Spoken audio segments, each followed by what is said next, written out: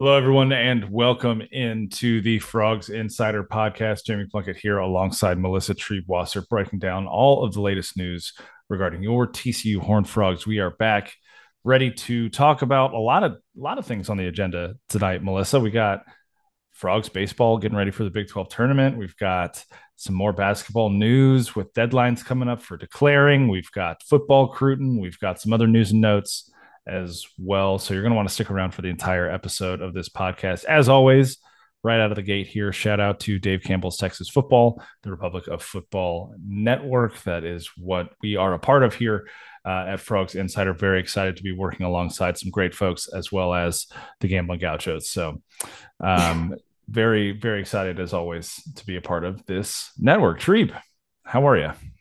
I am, I'm doing well. It's grad season. So those of you in education, shout out to those of us barely hanging on by a thread for May as a teacher. It's always an interesting time, but we graduated 246 young women and sent them out into the world, three of them to TCU in the fall. So very excited about that. I'm doing my part, TCU and Heath Einstein, to spread the good message on the West Coast. I got you guys. Keeping that California pipeline strong. You know it. You know it.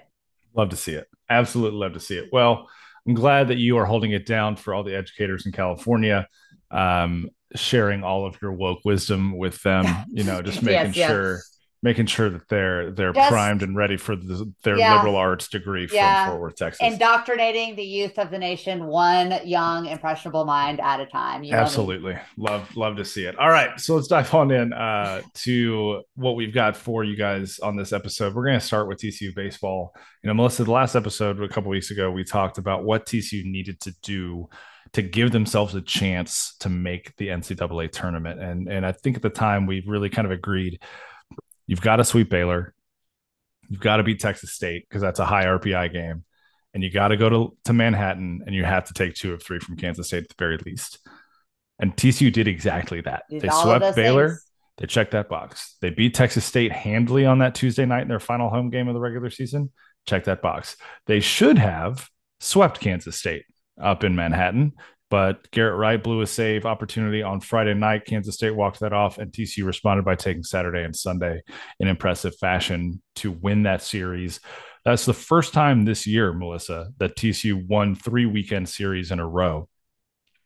Pretty You dang could good time to do it. you could almost say they're peaking at the right time, couldn't You you? could, you could. And, I think too, I specifically was very critical of this team about a month ago now, a little over a month ago, probably about 6 weeks ago, about what we had seen on the field, some other stuff that had been going on that we had heard about. And I have to say that I'm just very impressed with the turnaround that this team has made in the back half of the season to go out to win. What is that? 8 of your last 10 games, uh, like 11 of your last 13, something like that.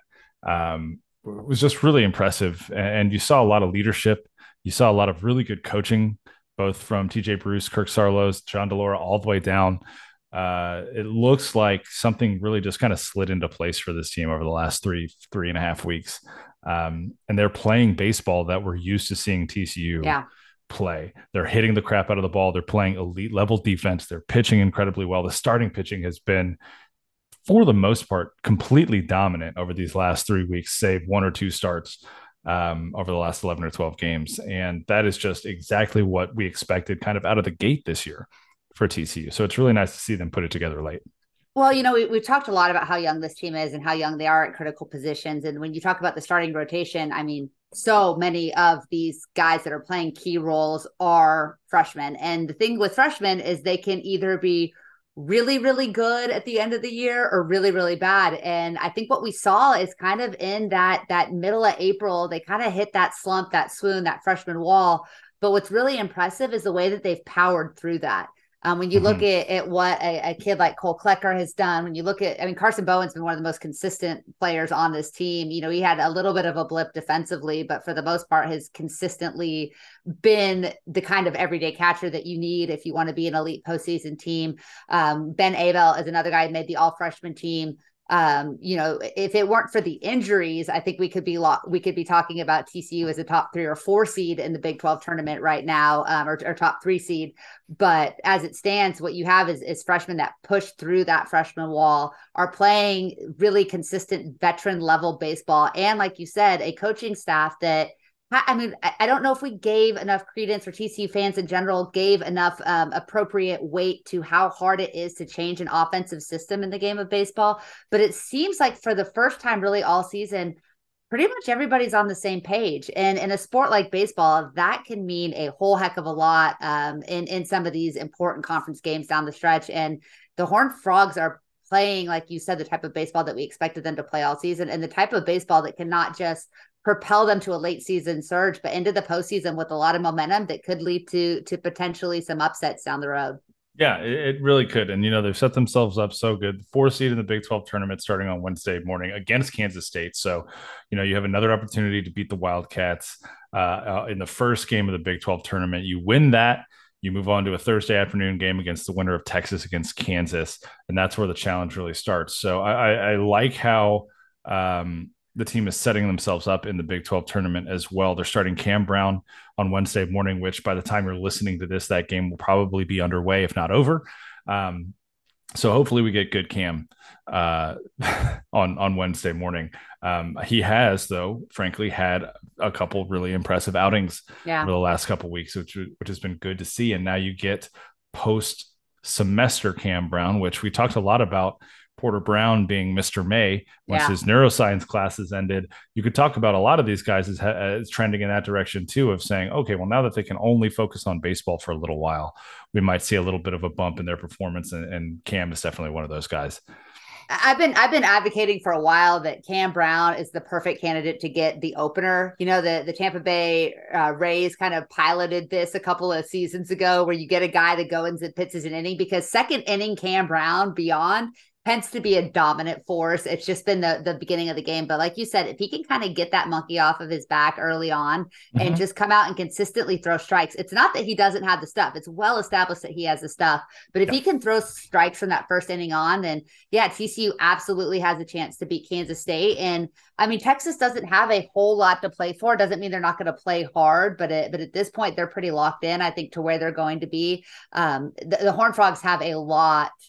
They have a lot that they can prove here. They have a lot of ground that they can make up here over the next few days. And so I think you're seeing a confident team that is playing for something meaningful and has a little something to prove. It's playing with a chip on their shoulder. And like you mentioned, the leadership of guys like Elijah Nunez, who had a game-saving home run robbery over the weekend against Kansas State.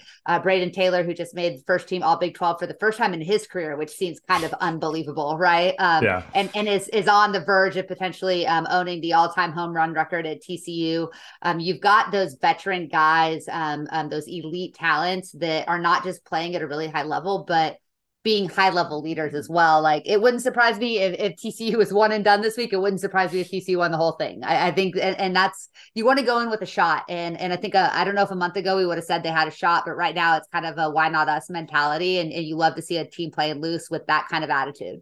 Yeah, and I think the coming off of a weekend where they just took 2 of 3 from Kansas State, you might be a little leery of playing Kansas State again, especially with how that Sunday game ended. Melissa, you mentioned that Nunez robbed a home run on the final out of the game to seal that win for TCU 4-3. Garrett Wright came into that game, and a lot like on Friday, he was a little bit shaky. He gave up a couple of runs, but the Frogs managed to hold on. I do think, though, however, that this team in Arlington playing in Globe Life Field is a different baseball team. They're 3-1 there this year. They should have really been 4-0. I think they're like 7-2 there in the last 2 seasons, 7-3. So, I mean, they've got a really good record there. They're comfortable playing there. They play there more than any other team in the Big 12. And that is going to feel a little bit like home field for them going into Wednesday morning, which I think is going to give them an advantage, because Kansas State, if you'll remember, hasn't played there since last year, right? And so this is travel, Wednesday morning, new place, unfamiliar Major League Stadium, versus TCU, who's been there a bunch all season. And they, I mean, they have, even when they haven't been playing there, they've had practices there throughout the year on bad weather days in Fort Worth. They've been able to get out to Arlington to practice there a little bit. So this is a place where TCU is very comfortable. They're very familiar with this ballpark. And I think that plays into their advantage on Wednesday morning and probably throughout the rest of the Big 12 tournament as well. But one thing that is to be noted as we kind of continue our conversation about the Big 12 tournament is that the Frogs will be without their normal Friday starter, Louis Rodriguez. He is out for this week with a shoulder impingement. It's an issue that he's been dealing with on and off this year.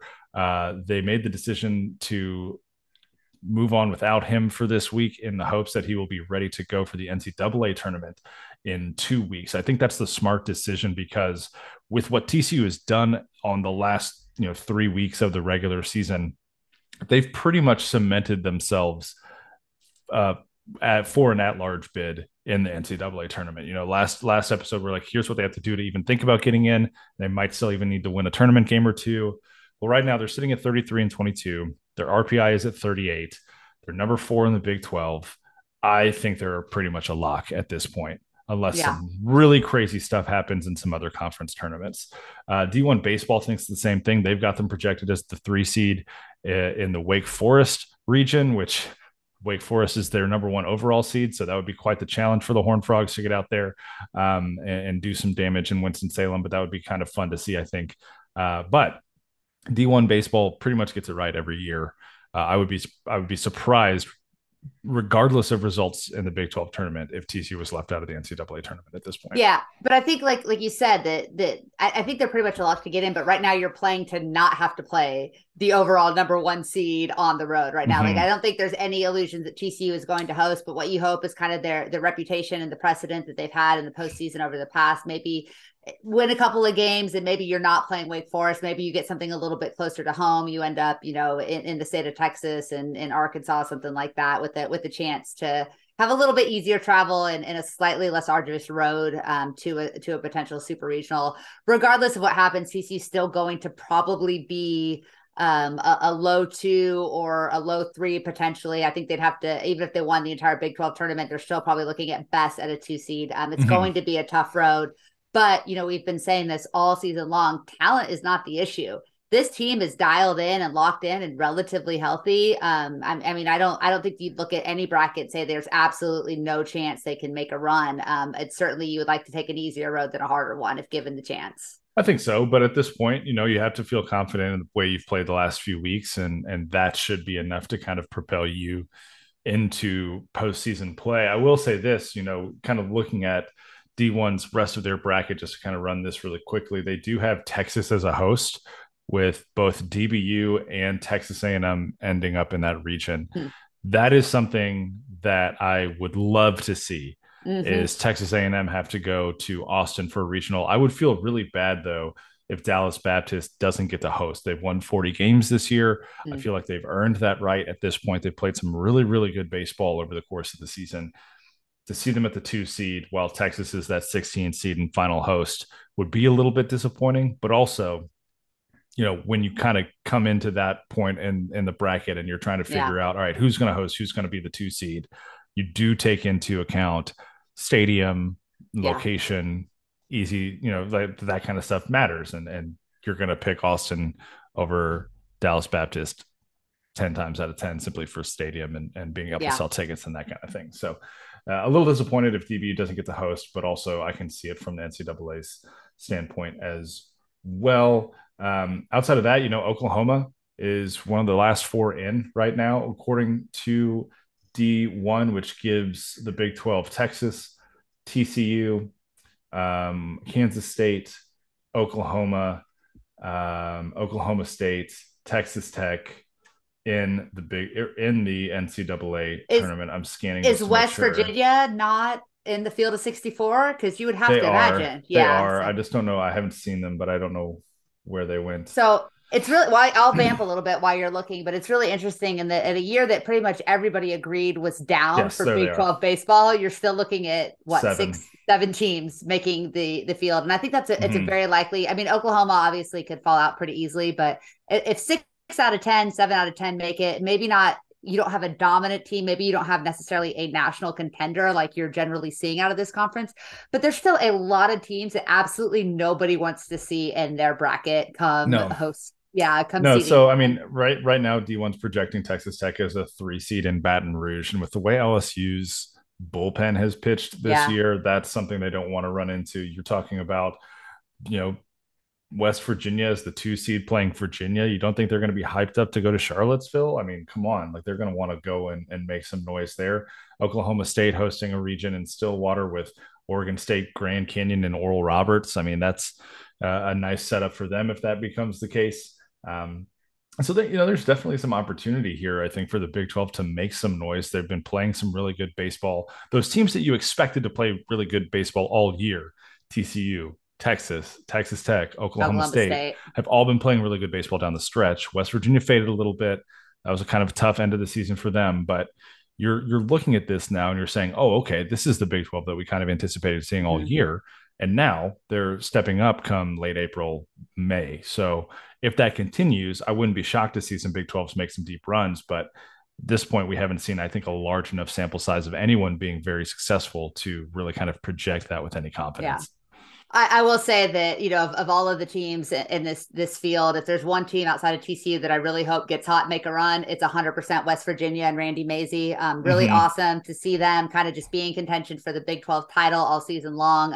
If you're not familiar with the story of his son and what he endured with the traumatic brain injury and the comeback that he's made, that his family has made, just a former TCU assistant. I mean, just an awesome story, awesome Mm-hmm. baseball facility, like a really great place to play.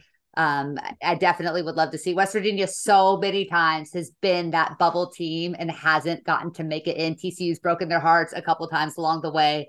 If there's one team that can make it in that I'll be rooting for outside of the Horned Frogs, it's 100% the Mountaineers. Yeah, I mean they're going to be in, right? Like they're locked in at this point, but yeah, I agree. It would be fun. I think I was talking with Brian Estridge about this, or like at the start of the baseball season. I didn't think West Virginia was going to be Yeah, as good as they were this yeah, year. Now they me did take either. advantage of a down TCU getting a sweep there. They took advantage Yeah, of some other teams that were slumping, but credit to them yeah, because a lot of go teams win don't take games. advantage of that when Yeah, they're presented that opportunity. So shout out to the Mountaineers for doing what they did this regular season. Now go and lose the Big 12 tournament to TCU and then make some hay in the NCAA tournament. That'd be pretty yep, dope. totally down As with we that. as we transition out of baseball though and shift into some football conversation, I do just want to note that the Big 12 did release their all conference baseball teams today, and Braden Taylor, like you mentioned, first team all Big 12. Anthony Silva, who was the preseason freshman of the year, was second team all Big 12 alongside Garrett Wright. Honorable mentions were Carson Bowen, Cole Klecker, Cole Fontenelle, and Louis Rodriguez. And then the all freshman team was Anthony Silva, Carson Bowen, Cole Klecker, and Ben Abelt. So 8 Horned Frogs recognized with Big 12 postseason honors. Pretty good and a fun, young foundation that this Yeah, team gets to build on in this postseason and beyond. Kirk Sarlos did mention after the Baylor series that these freshmen aren't freshmen anymore; they're sophomores with the level of experience that they've gained this year, and that's going to be invaluable come postseason. But that's also going to be incredibly valuable come next year when they are the guys carrying yeah. the heavy load for Well, this team. I think it's also just really just kind of in the world that we live in with the transfer portal and all of these things. It's really great to see this team kind of galvanized and feeling like they've hit their stride at a time of the year where a lot of guys are starting to look, for greener pastures and greener fields. I think you can see that this is a group of young guys. There's going to be guys that leave. There always are, but a group of guys that seem really committed, that haven't given up on the season, who didn't throw in the towel when the opportunity presented itself, and showed a real commitment to wanting to get better and to wanting to be successful. And so, yeah, like you said, an incredible foundation to build on in the future. It'll be really fun to see what of this core stays together and what that means for the future of TCU baseball and what the ceiling the limit does not exist for this group as far as talent goes. So it's going to be fun to kind of watch them grow in the postseason and then on into fall ball. It really is. It really is. And thinking about progression of careers and what people are going to do next in the next step of their career. Melissa, rookie camps, mini camps happen for the NFL. Oh, so This, good. You God, are, God, man, the segues just they're like, just rolling. We're just rolling. rolling. Yeah. So rookie mini camps happened over the last couple of weeks for the NFL, and obviously because of the NFL draft results, there were a lot of Horned Frogs that participated in those rookie mini camps. Melissa, you kind of threw some notes together on that. What stood out to you as far as Frogs kind of getting their first taste of NFL football?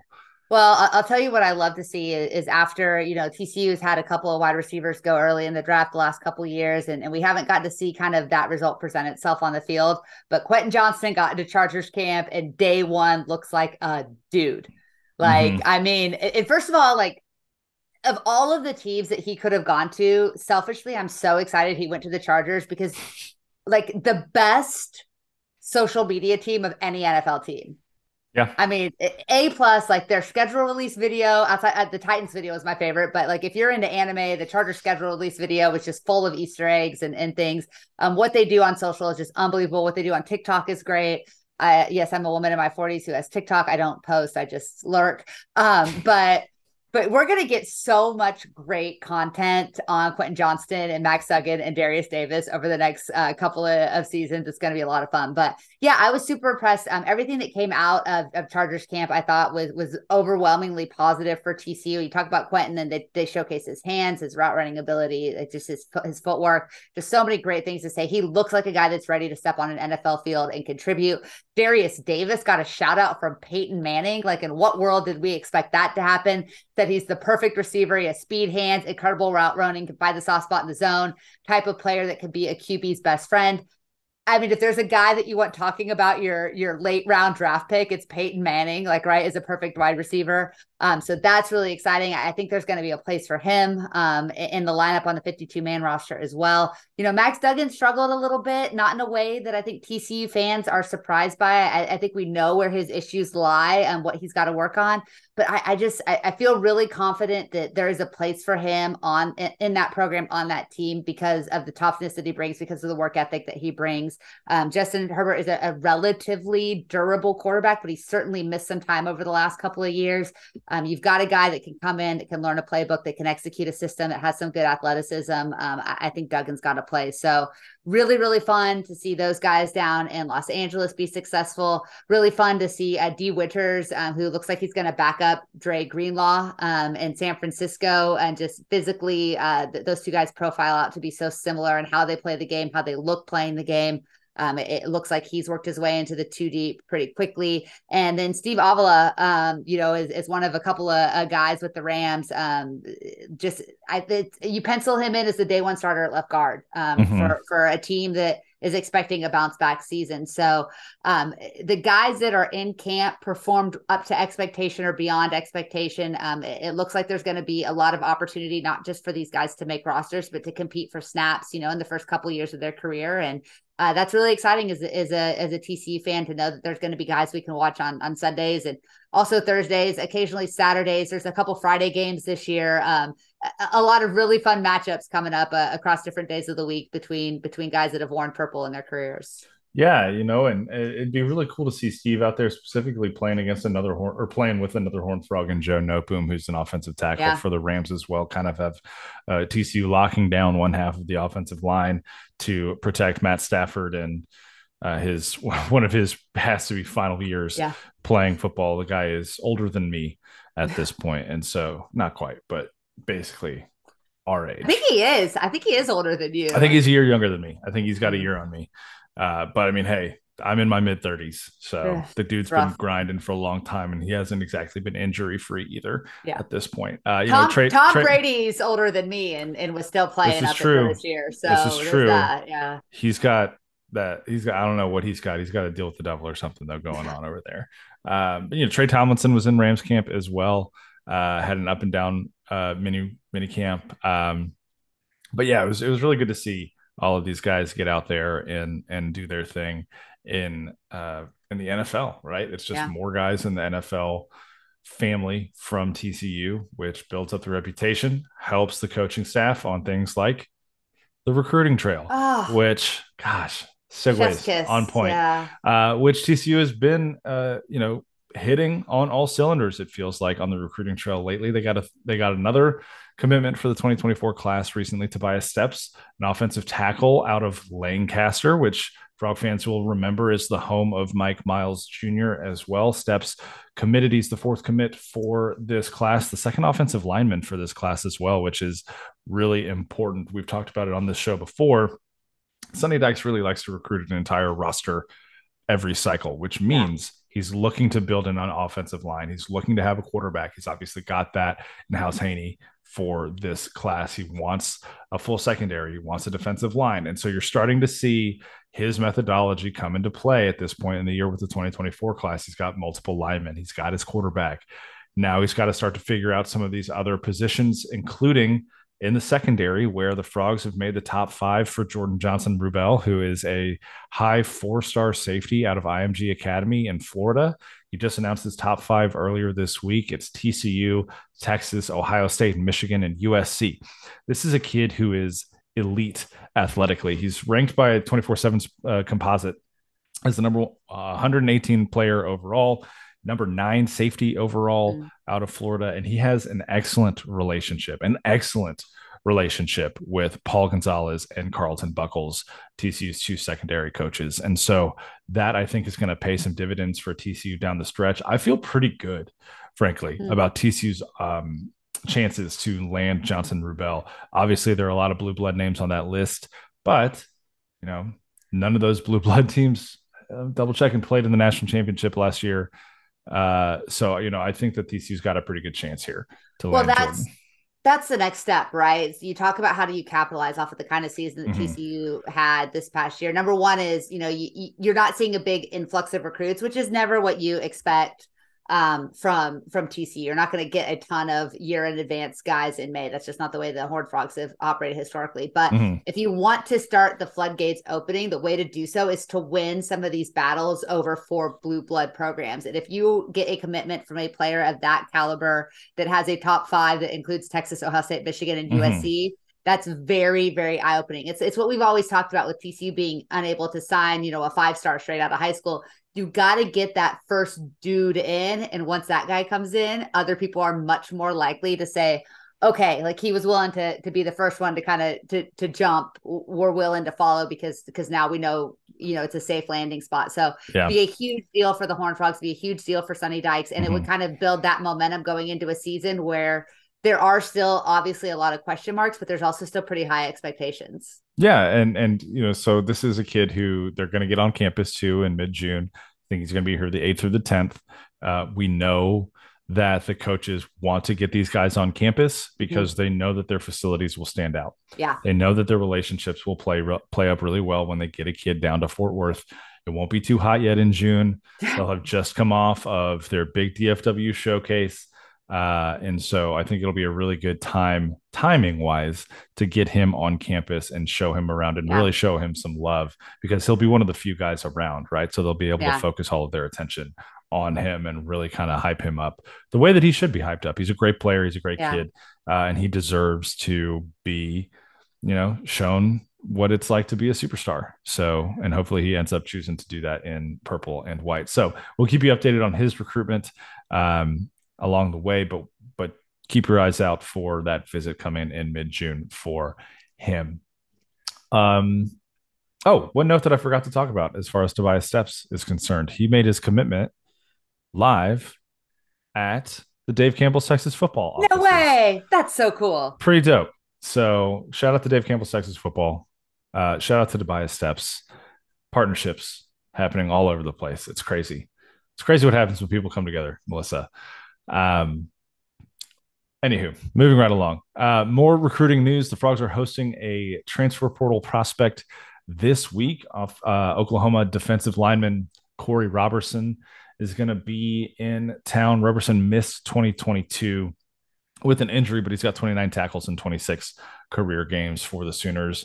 And this is a big position of need for the Frogs. If we're being completely honest, they held that defensive line together with duct tape and baling wire at times last year. And it's looking like that's going to kind of be the case again this season if they don't get some more bodies in. They've got some talent. Like, we're not saying that they don't have talent, but You need depth. Yeah. At a Yeah. three-man front, you need depth. You've got to be able to rotate guys in. And right now they're lacking that a little bit with some of the guys that have left the program and graduated. So Roberson would be a huge addition. Getting him on campus is a big deal. He's currently committed to Arizona State. He committed to Arizona State like a week and a half ago. Man, it's Arizona State and Ole But Miss every dang time. yeah, it's weird. But getting him on campus is huge. He wants to be a little closer to home, and he's from Texas. And SMU, I think, is also pushing pretty hard for him as well. Listen, Arizona State, TCU. If you can get them on campus, maybe you got a good and on campus with looking at, like you said, the depth chart, the opportunity to play quite a bit. Hopefully TCU can work some of that magic away from some of those competitors doing the recruiting for the Sun Devils. I'll say this: I've been in TCU's practice facility. I've been in Arizona State's practice facility. One is elite.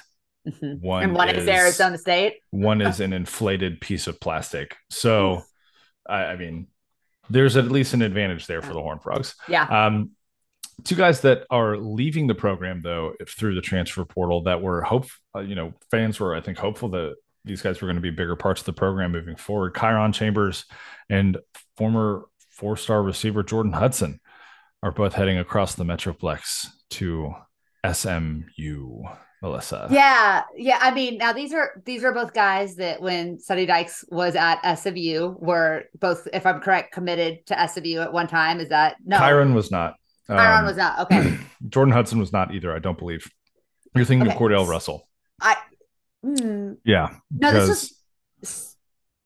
I swear I believe this is someone. Oh, maybe you're right. Maybe you're right. I could definitely be wrong. I know Kyron Chambers wasn't, though, because Kyron Chambers was committed to Arizona. Okay, that's right. Yeah. So, but I think that obviously, Jordan Hudson just flashed so much potential, and he had some really big catches in some really big games.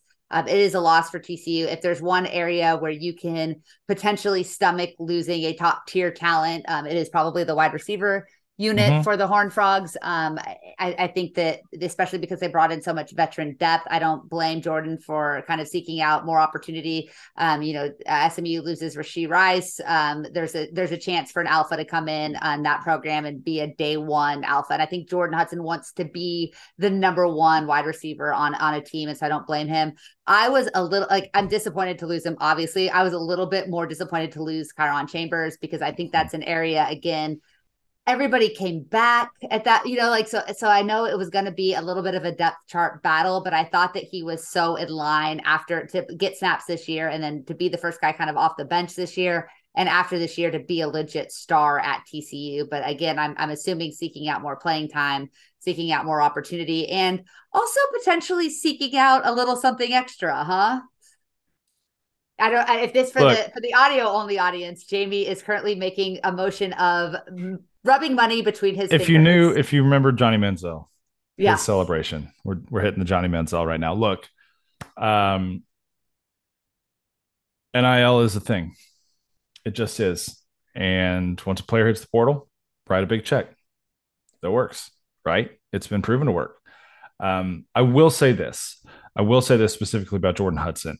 It was really interesting to watch the spring that he had because John Paul Richardson came in and pretty much asserted himself as the guy alongside Savion Williams for snaps at those outside receiver positions, for being the guys that were going to build that relationship with Chandler Morris and be the guys that Morris trusts, alongside JoJo Earl to an extent as well. It was very interesting to watch it was very interesting to watch JPR step up in that regard, and for Jordan Hudson to seemingly be content kind of falling back and fading back a little bit in that regard. So you had this dichotomy almost of one guy coming in, new guy on the block, really trying to establish himself, working his backside off, another guy coming in, been here for a year, just not putting forth the same level of effort. And you saw how things bore out throughout spring. You saw how things bore out in the spring game. And look, this is a talented kid who is going across town, and he's going to be a good wide receiver for SMU. I'm not saying that he won't. I'm saying that he's going to get more snaps over there than he probably was at TCU this year. Yeah. And that's just a fact, right? And SMU fans can hear that and be upset and cry about it and be like, "No, we got a good receiver. Why are you being so mean?" You got a good receiver. I'm Yeah. agreeing with you. I'm also saying that there is a different standard at the wide receiver position at TCU right now. There is a different level of expectations. There's a different level of depth. And SMU, I have no doubt that Jordan Hudson will be a great wide receiver for you guys. I have no doubt. But I don't know that same opportunity was going to present itself at TCU this season. And that's why he's gone. And that's fine. There's a difference between, having talent. A lot of guys in Division I football have a high level of talent. But it's the guys that want to not just match their talent, but work constantly to exceed it that end up becoming great. And when you look at the competition in front of you, some players rise to that challenge and see it. It pushes them to want to be better. Some guys see that challenge and say, I can do the same amount of work somewhere else and get more opportunity for it. And I'm not faulting either one. Being a Division I athlete is a lot of work on top of what is already a lot of work of being a college student. And so, I wasn't there for the spring. I definitely think that I'll defer to you and seeing that, but it's not something that wasn't talked about fairly openly if you're looking in the right places. And so, like I said, wish him all of the best, except for one game a year. And maybe not even that after this year. So. Yeah, maybe not even that. But I think I'm going to be really interested to see, like I've been, and again, what you see on social media is only what you see on social media. But when you look at what Cornell Russell, the kind of things that he seems like he's working on, and just the way that like he looks physically and different things and what he's doing, maybe that takes the sting off of it a little bit, because it seems like that's a guy who has some preternatural talent, but also has that kind of work ethic that could make him potentially elite. And so I'm excited. I will say I will eat crow today and hopefully eat it again in the fall. But when I saw JPR, it did not get me going. I was not super excited about that commitment. When I saw him at the end of the spring, I would, this is a dude, right? Like this is a guy. And so I think you look at that. JoJo Earl, I think is going to really have a chance to blossom in the system and at TCU.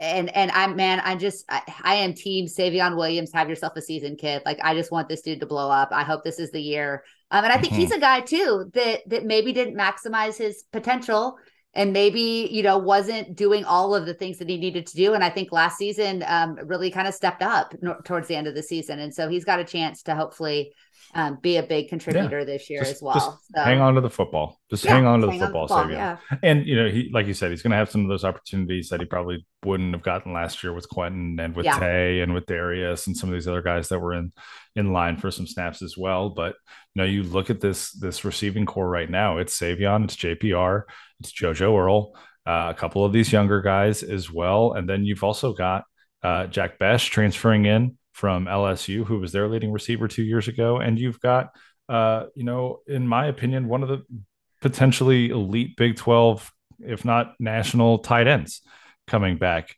this year. And so, I think that there is an abundance of talent that is going to be trying to vie for targets. And there's no reason for, at this point, Chandler Morris or whoever plays quarterback to have a good season.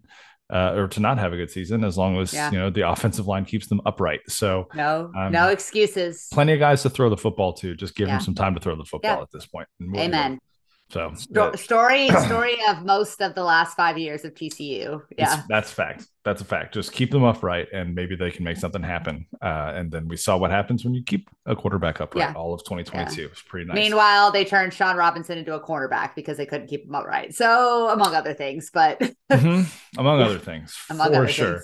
Other duties as not assigned in that man's case. But that's Crootin news. That's transfer portal talk. We'll get into that more along the way here this summer as the showcase happens, as some of these official visits happen. We'll keep you up to date on all of the recruiting news. Melissa, you just made a big motion like you were going to say something. I have such a good, I was going to segue, but now when you have to talk about the segue kind of loses its power. But speaking of the transfer portal, transfer portal, basketball has seen a lot of portal action over the last couple of seasons, and it continues to see it as we head into the offseason and the summer for college basketball. Could be some of the most chaotic time in the world. There are some big decisions coming up this week. You sent in our little group chat a photo of one of TCU's prime targets that they are not. I mean, they are technically recruiting. Yeah, JV's always out here stirring the pot. But it seems like our pal Emmanuel Miller, after a pretty good showing in the G League Elite Camp, was having a little acai bowl or something with a couple of TCU coaches. What are we hearing on E-Man and his decision whether to go pro or to stick around in Fort Worth for one more run? Yeah, he was having a little snack, a little acai bowl with head coach Jamie Dixon and assistant coach Dwayne Broussard, right? Like they were having a nice little healthy meal there. Yeah. E-Man Looks looks very fit, happy. Oh, he looks looks good. Yeah. happy, has some Yeah. new ink as well. Yeah. Just living the life at this Yeah. point this spring, having gone to the G League Elite Camp, working out for NBA teams, trying to feel out the professional waters a little bit. I think last time we recorded, Melissa, there's been kind of a roller coaster with Emmanuel this spring. About a month and a half, 2 months ago, I was told that the expectation was that he would go pro, that he was gone pretty much no matter what. About 3 weeks ago, that started to shift, and there was more hope that he would be coming back to TCU, and they were holding a roster spot for him, just like they are with Damian Baugh, trying to figure out, okay, well, while we kind of let Damian and Emmanuel figure out what they want to do, they got a couple more days to make that decision still.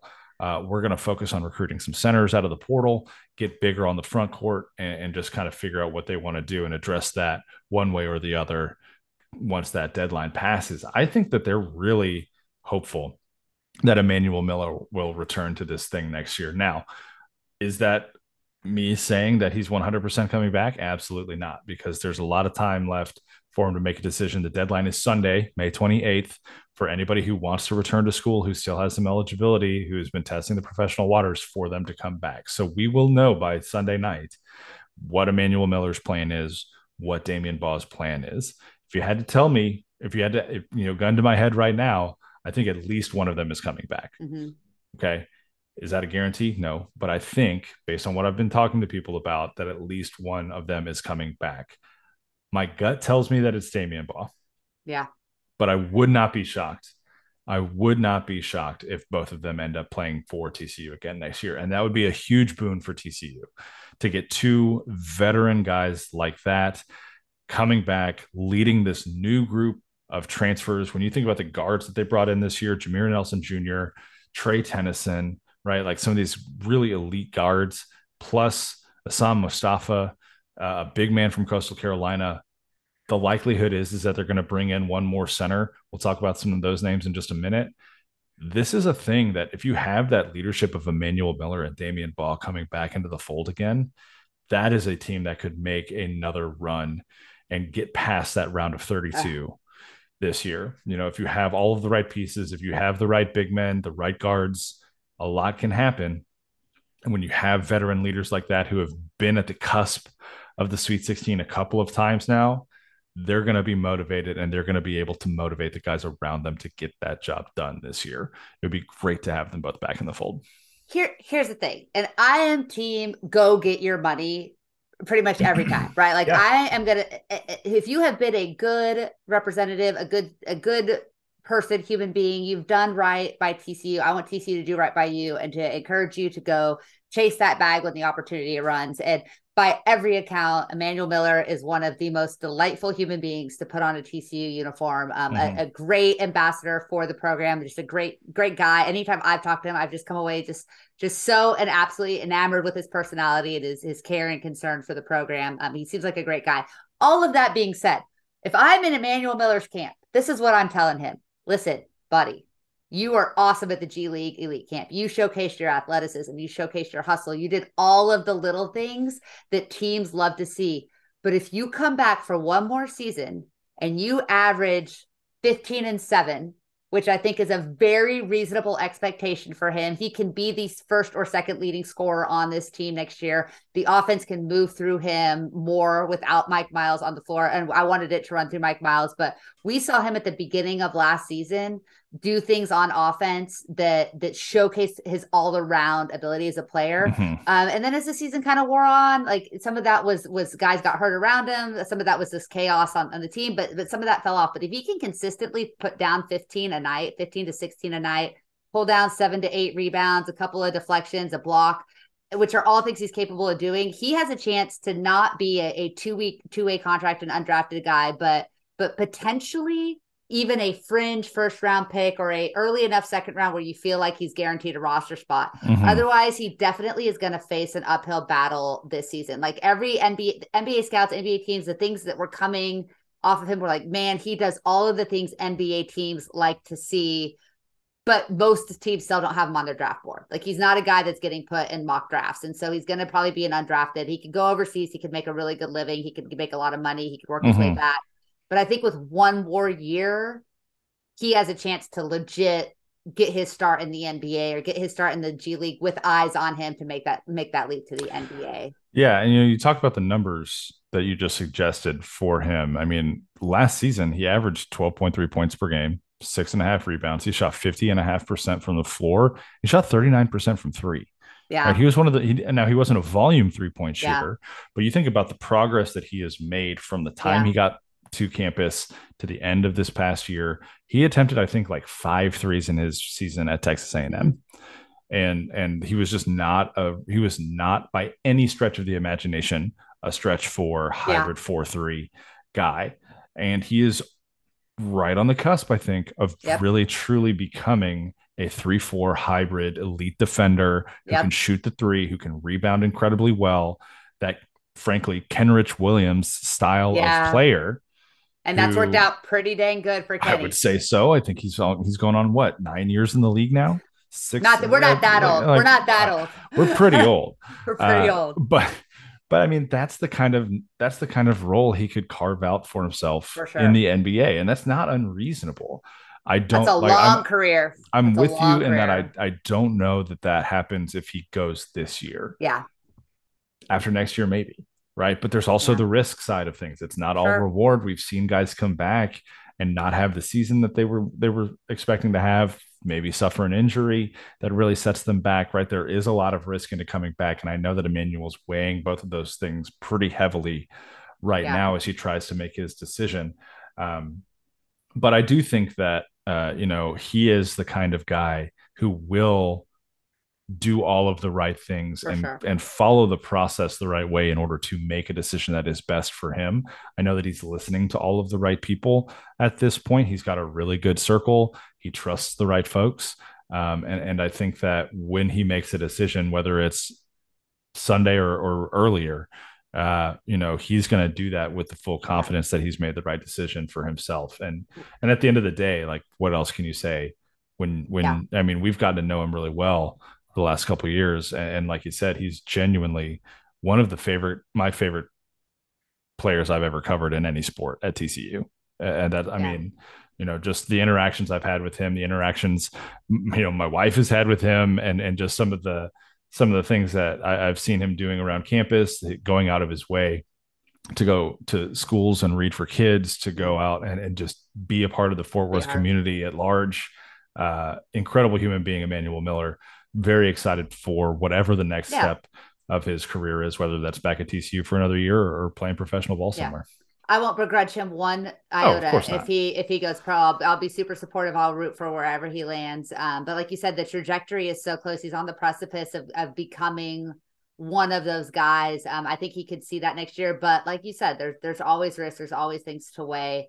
The longer that you play, the more tape they get on you, the more they criticize you and critique you. But yeah, at the end of the day, like it would be a great win for TCU to get him back. One thing I'll say about Jamie Dixon is I know that people, kind of, they like to nitpick in him, but one thing I really, really respect about him as a leader of this program is that he is super honest with guys. He doesn't try to talk them out of things they shouldn't be doing. He doesn't try to talk them into things they should be doing. We can guarantee that conversation over that acai bowl was delicious. And that it was an honest, and it was a, like, let's figure out what's best for you, not what's just best for me. And I think that's why he continues to recruit at a high level, is that he's a straight shooter. And I think that guys trust him. He's earned that trust. Yeah, I mean, we just saw it play out over the last 2 seasons with Mike Miles as well, Yeah. right? I mean, at that press conference where Miles announced that he was going to the NBA this year, he talked about his experience last season doing this similar process and not even actually going through the whole process because he knew he wasn't ready yet.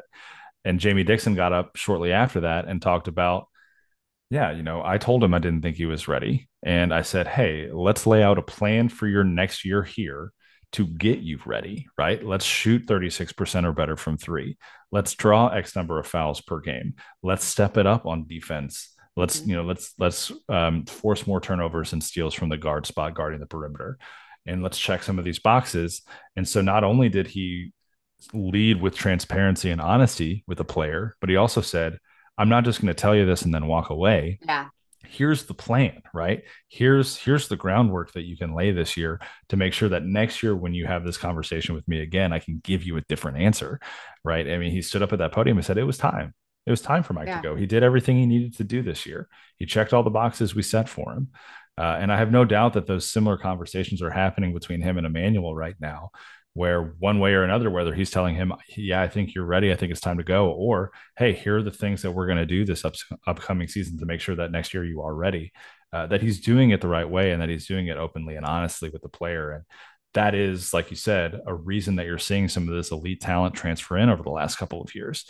This is why TCU is continuing to rise in respect when it comes to rankings, when it comes to the way national analysts start to talk about this program. I mean, you sat down with Fran Fraschilla earlier this year and he sung Jamie Dixon's praises. Yeah. He sang TCU's praises, right? Jamie Dixon is transforming the perception of TCU basketball because he is doing everything the right Yeah. way. The minutia is getting done the right way. He's taking care of the details. He's put together an elite staff that follows his lead, understands what he expects from them, and then they go out and they execute things in that same honest and transparent Yeah. way. And that is why we're seeing the results we're seeing from TCU basketball over the last several seasons. Yeah. Completely agree. And hopefully they're gonna get over that hump and make it to a Sweet 16. I think that's kind of the next step in the legitimacy. I think they're so Yeah, close. I think they are too. I think they are too. And, we'll see how obviously a lot of that comes down to roster construction and who ends up actually being on this roster, a month from now. So, by the time our next episode comes out, we'll know what Emmanuel Miller and Damian Baugh have decided to do. Hopefully we'll have some more news on the recruiting front as well. They've lost out on a couple of big men this year. They Yeah. they wanted Russell Chewa, the center from South Florida who ended up committing to Georgia. They wanted Warren Washington, another big man from Arizona State who ended up going to Texas Tech. That's a guy they're going to have to face in conference now next year when he's playing out in Lubbock. But they do have a couple names that they are still pursuing on that transfer front, trying to bolster that front court a little bit more. One big name is Ernest Udeh Jr. out of Kansas. Right when he hit the portal, I was told that TCU was going to get after him really hard, and they Mm. did that. They hit the ground running with him. Duke came in. They're a big player for him as well. Based on what I was hearing over the last week or so, almost expected him to commit to Duke already, but that hasn't happened yet. And from what I've been told, he is going to give TCU and Kansas State an opportunity to sell him. So, by Okay. my understanding, right, they're in a dead period for recruiting right now, so nobody can visit until after May 26th, which I believe is this Friday. But I would not be surprised to see Udeh get on campus in the next couple of weeks, start to visit Kansas State probably as well, go see Jerome Tang's program up there in Manhattan, and then also sit down and figure out if Duke is the right choice for him as well. I think those are the three big players for his recruitment right now. But obviously, that would be a massive get for the Frogs, a big 7-footer, a true 7-footer who can come in and provide just a little bit of a different defensive look for the Frogs outside of 6'9" Xavier Cork, 6'10" Hassan Mustafa, who are more athletic, more rim runner type guys, but not that big shot blocking presence. Uday is an elite athlete as well. I don't mean that as a knock against him, but just Yeah. a bigger, longer presence that's going to affect shots a little bit more. Another guy too, Damian Collins, another kind of smaller big man, 6'9", 6'10". from Kentucky who hit the portal in late April. He's been taking his time with his recruitment, which I think every kid should do. But he was on campus a couple of weeks ago visiting TCU for a pretty quick in and out visit from a Friday afternoon to a Saturday morning. But he did make the time to get in and visit the Horned Frogs. He's another guy that the Frogs staff feels really good about.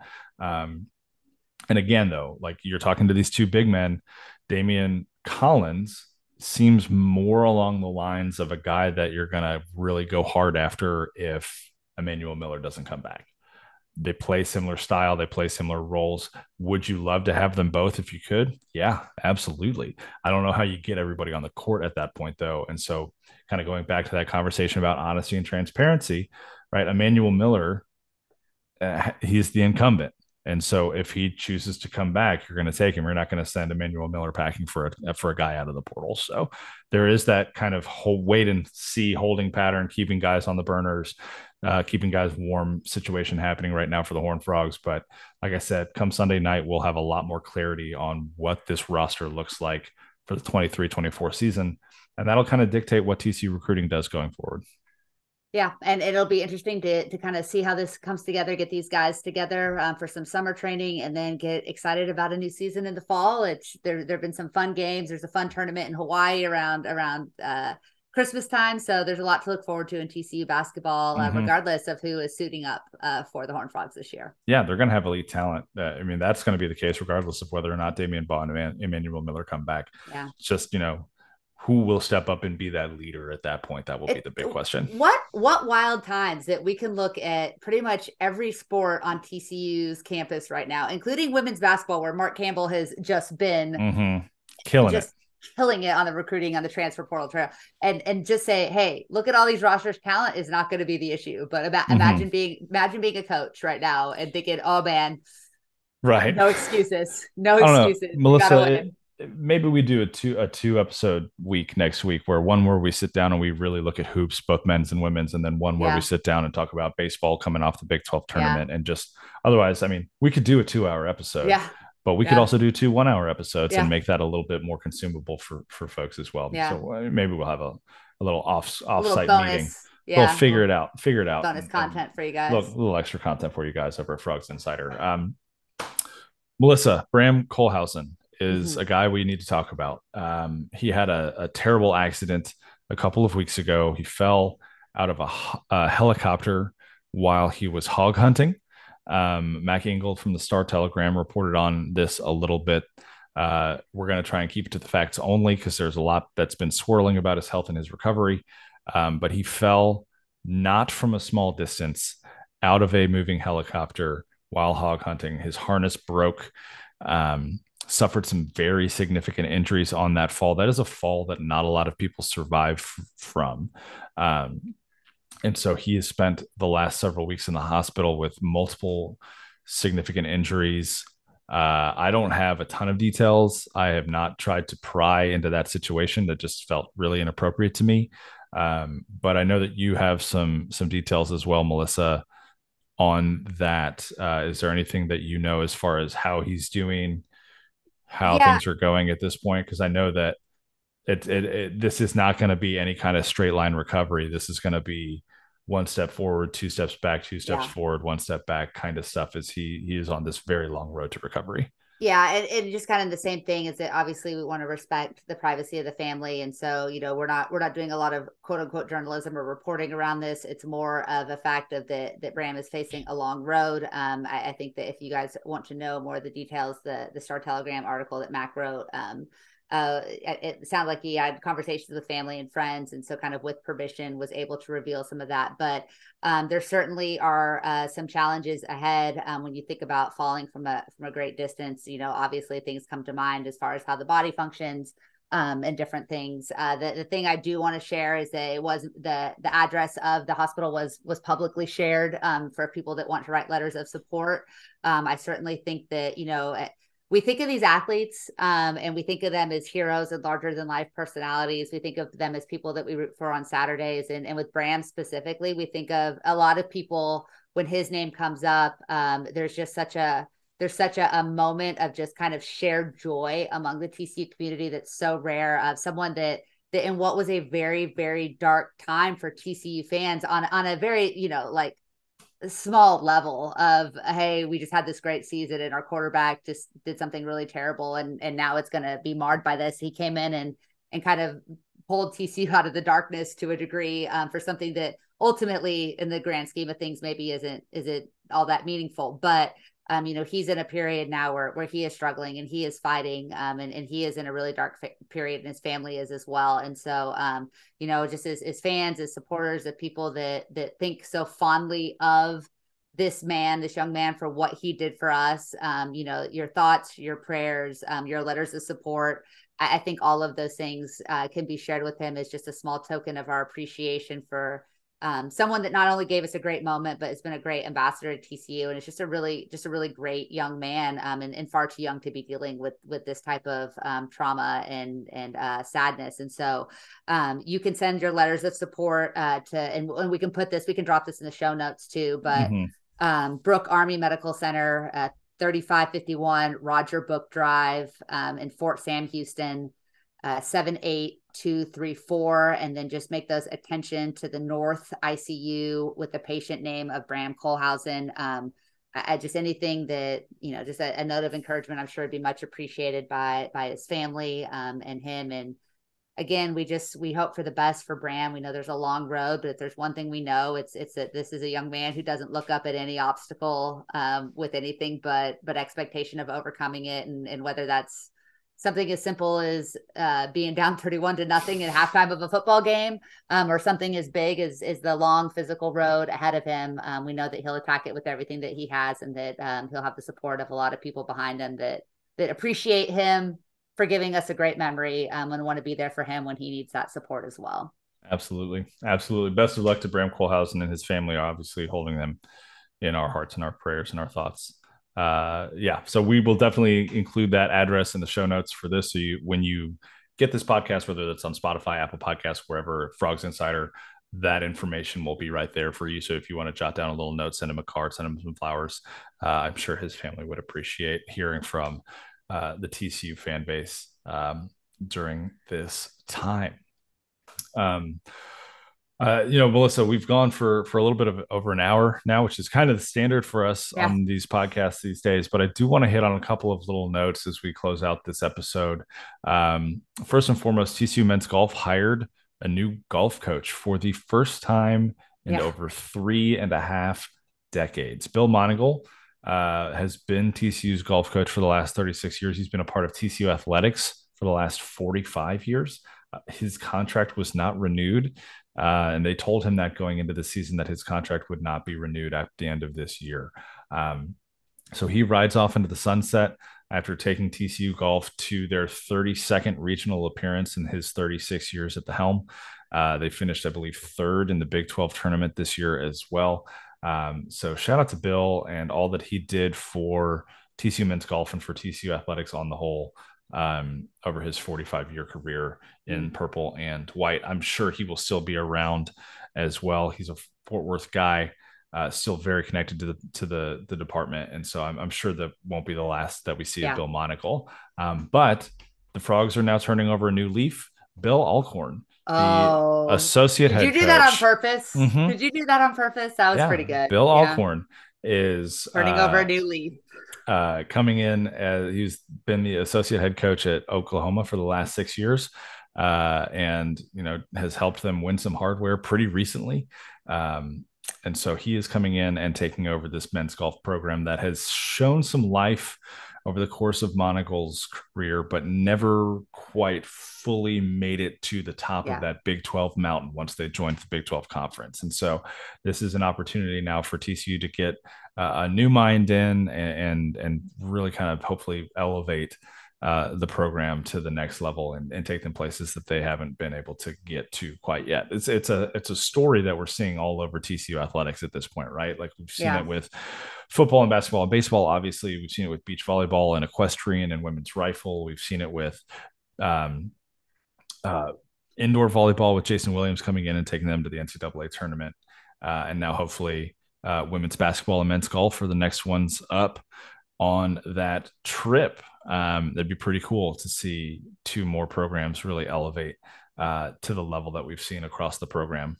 We're coming for that Directors Cup, Stanford and Texas. Watch out. Let's do it. Let's make it Yeah. happen. Speaking of Directors Cup, TCU men's tennis makes it to the Final Four. They beat Michigan. They're the third TCU team to beat Michigan in a game this year. Delightful. Just feel so bad for those Wolverines. Can't get out from under TCU's shadow at this point. So that happened in the quarterfinals for the Frogs to reach the Final Four, where they did fall to Ohio State 4-0. These tournaments are tough for tennis because you're playing so many matches in such a short amount of time. It is truly a grind. Men's tennis season isn't fully over yet. They do still have the singles tournament. Jake Fernley is in that. He's advancing through that tournament right now, which is pretty cool to see. So keep an eye on that.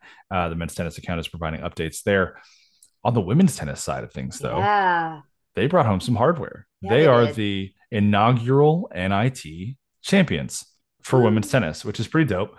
Obviously, people are going to talk about, oh, it was the NIT and blah, blah, blah, and all this other stuff. But just remember how you felt when TCU men's basketball won the NIT after slogging through years and years and years of obscurity to win that and bring some hardware home and just have that be a foundational piece of the next chapter for TCU men's basketball. This could be a similar thing for women's tennis is, hey, look, we came together, we won a championship, we brought home some trophies, and now let's go and let's build and let's get to the next level and the next level and the next level after that. That's a really cool momentum builder for that program. Really cool for TCU to be successful in that arena. So very cool. Only one team gets to be the first to ever win something. And this is a brand new trophy, a brand new tournament. It's pretty awesome that TCU will always be associated with the start of the women's NIT in tennis. Super cool stuff. Very excited for them. Congratulations to them. That's a big deal. So some positive things happening all across TCU athletics right now. And we'll have hopefully some more positive news next week on the next episode of Frogs Insider. But that's going to do it for us here on this episode. Thank you again for listening. You can find us wherever you get your podcasts. You can also read all of our content over at Frogs Insider on our Patreon site, patreon.com/Frogs Insider. It is $3 a month for excellent content.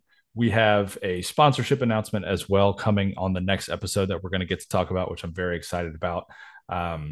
That is part of the Dave Campbell's Texas Football Network. Super, super pumped there. Maybe another sponsorship announcement as well as those keep rolling in.